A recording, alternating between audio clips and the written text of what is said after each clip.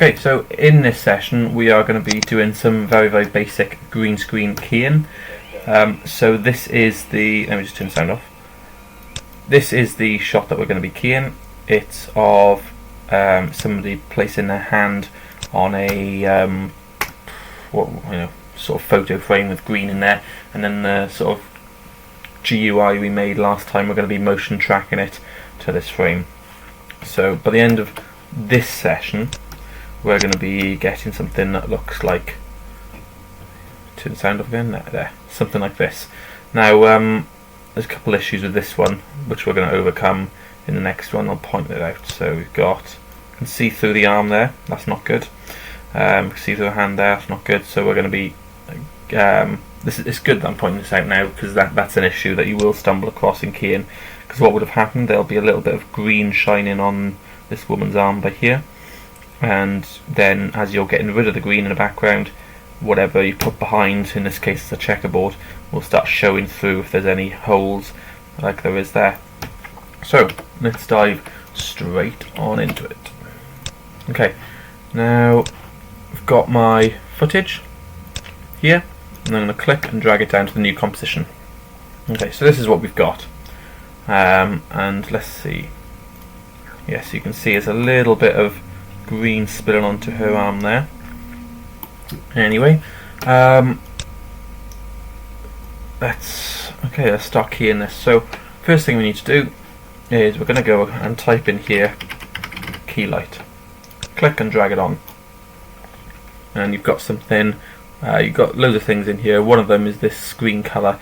So I'm gonna make sure you come to about halfway through, and I'm gonna go and select a color sort of just right next to her finger by here, just by there. Not too close here in the shadow, but not too far, so you're getting this light green. Just something in by there. Okay.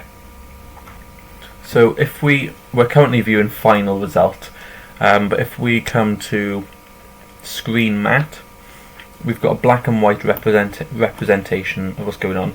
Wherever you see black, that means the pixels have been completely deleted. Wherever you see white, that means the pixels are completely opaque.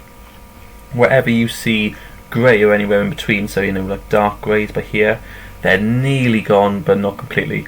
And wherever you see sort of lighter ones, they're nearly there but they're still, there's a little hole in there. Okay, so first of all we're going to view this mode. We're going to go into screen matte and clip black and clip white. So as we alter this, you can see it's using more of that, getting more of this gone. And if I don't like bringing it up so high, so we'll go around about there. We can get rid of these manually, and if we bring this down, you can see it's sort of bulking that hand back up a little bit. So I'll take my clip white down to about 85, don't really push it any further. So if we come to final result, you can see, well, that's gone. There's still a little bit of stuff here, and if we go to intermediate result, you can see there's a little bit of a green tinge around, and there's a little bit of shadow by here, which is actually okay. And this green tinge, we don't want it there, but we do want to go with intermediate result, because final result sort of does its own colour correction within Keylight, so it gets rid of this green, but the colour correction is really bad and it degrades your footage, so we want to do the colour correction ourselves. So let's bring the clip black up a little bit. Okay, right, so what we want to do now is got an issue. If we look at our screen matte, we've got these bits we want to mask out, and these bits by here we want to actually mask back in on top, because her bracelet has got bits of green in there and it's getting rid of them. There's no real way to control that. Let's go to intermediate result, and as the hand swings in, you'll see it's got this sort of green tinge around the outside, and we're going to be colour correcting that as well. Let's have a look at what final result would have done. It would have got rid of it, which is nice, but we're going to do that ourselves. Okay, so first of all, I just want to mask each of these crosses out. We're going to be using them later, but we're just going to mask them out for now. So click these, and I'm just going to get these little bits out as well. Okay, and we want to come down to the mask and go to subtract. Now, just line these up, something like that. You want to make sure you make a keyframe for mask path, and then come through every so often, and then click and drag, line it up a little bit more. I'm going to do one of them through the tutorial, and I'm going to pause and do the other ones, just so you can see me doing one. So you can see by hitting that stopwatch, I've just started like a keychain of keyframes. That's a saying that I'm going to get on a t-shirt. Keychain of keyframes. And yes, it's just hiding that for most of the shot. By the way, if you hit the shift key and page down, it jumps forward 10 frames. Why is that doing that? Right, cool. And if you just hit page down, obviously it goes forward 1 frame. But if you want to, jump forward in sets of 10, for example, shift and the page down key will do that for you. So let's keep on going through. Just matching this up. You don't want it to go over the edge, otherwise I'll just take the edge of that out, and that's not good. Let's go forward. Click and drag. Click and drag. Keep on going. Why does it keep on jumping? That annoys me. And skip 2 sets for there. There we go. Keep clicking and matching this. Oh, why is it jumping? Why is it jumping? I think it's something to do. I'm doing this on the laptop because my computer's in the shop at the moment. And this laptop was only built for simple word processing, so trying to screen record and do some After Effects work on the laptop at the same time is a little bit too intensive on it. I mean, I haven't even got an NVIDIA graphics card, it's just just the Intel HD built-in graphics. So let's come back. Okay, there we go.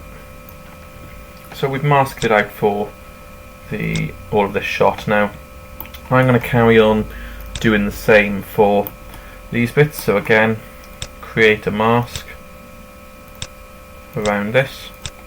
We're going to go to subtract, come down to the mask path, set a keyframe, and then just start going across the whole shot and matching this up. Okay, I'm going to pause the video while you do that and while I do that, because you don't want to watch me do it, and then I'll join you back in a minute. Okay, so now that we're back, I've got my 4 masks.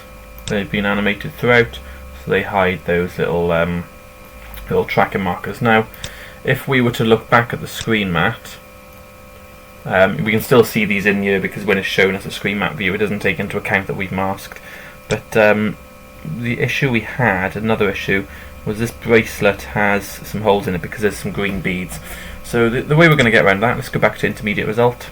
The way we're going to get around that is by duplicating this footage layer, and we're going to delete the keylight off it.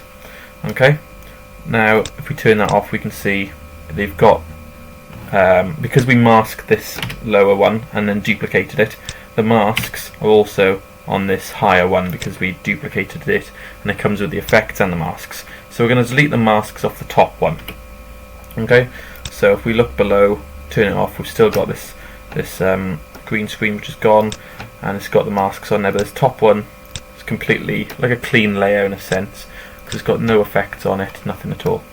Now, what we want to do is look at this lower one first, screen mat, and let's have a look at how long we need to keyframe for. So it's fine up until here, so let's hit B. So we set our beginning work area, and then they come into effect, and those dots are there, and then they disappear there. Okay, so we need to just hit N then, just so we know this is the area we need to mask it back on top.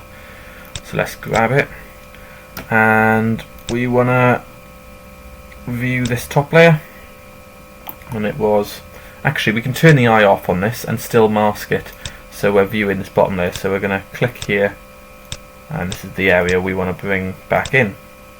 So even though we've got a mask on, we've turned the eye off this layer which we're masking, and so we can just see what's going on.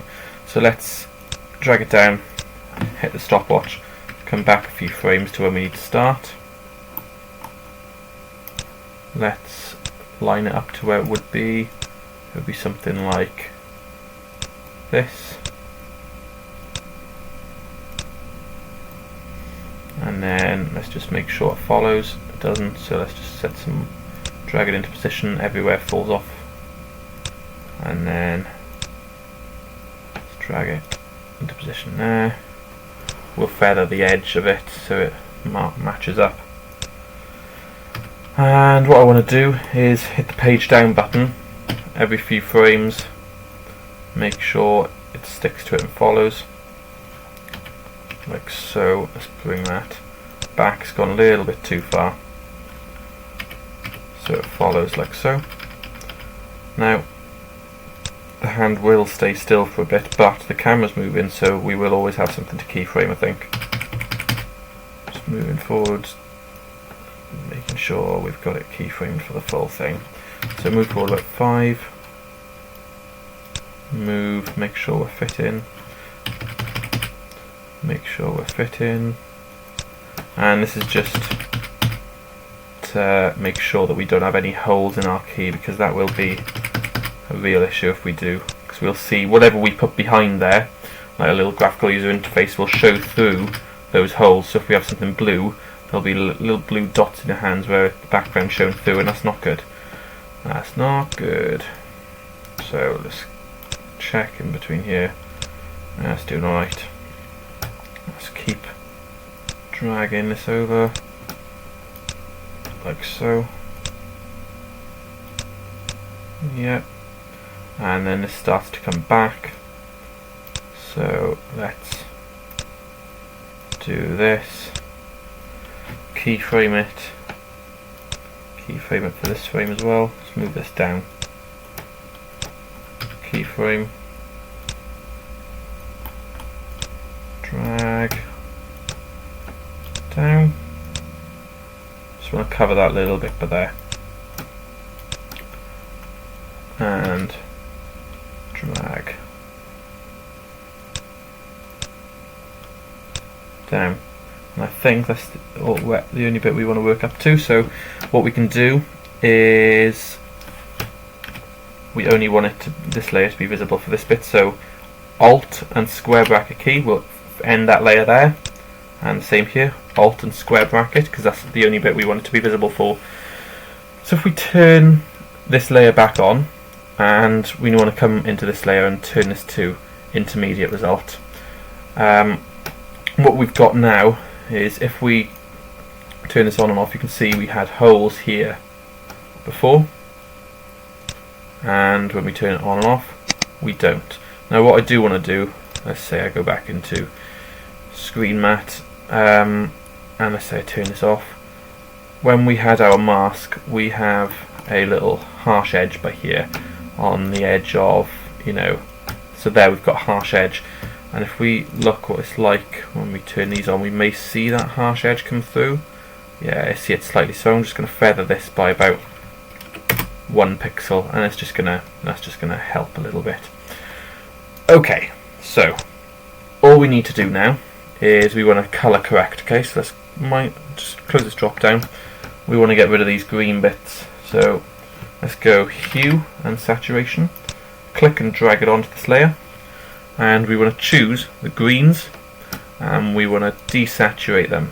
Take all the colour out of it, well, not all, but go down to about maybe 70 or something, and I'll take a lightness, I'll leave. But what you can also do is you can move these little bits out, so it's only affecting those bits of green at the moment, but we would just want it to affect all the variations of green. So we bring that out, like so. Maybe bring the lightness down a little bit. So now when we turn it on and off, if you look at the hand in here, when we turn it on and off, you can see it's getting rid of that green hue around, and that's going to be really helpful for us.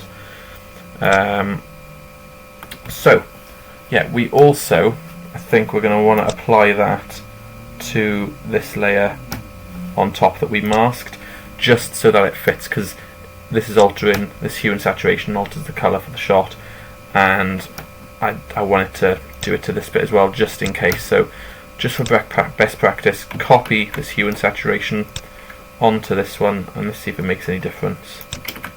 Yeah, it took a little bit of colour out of there, but we just want it to match. Okay, now all we need to do is go layer, new, what we're doing, solid, and create a solid, put it below, and we've got that in there. I don't know why, maybe because I use Nuke, I like to put a checkerboard there, and there we go. You don't really need to fiddle around with this really, but we set these in and out points to our full shot. We've got a completely keyed shot, and the next session is going to go over motion tracking, and you can see we've solved this little bit on the edge where it was showing through. There is still a bit of an issue, so you can come in and go to your Keylight, go to your clip blacks and whites. It's a little bit too much, bring it down just a touch. That was 83, so let's bring it down to about 82, and brings it in. You can fiddle around with those values and see what works best for you. But that is basic keying inside of After Effects. So cheers for that, and I'll see you in the next session.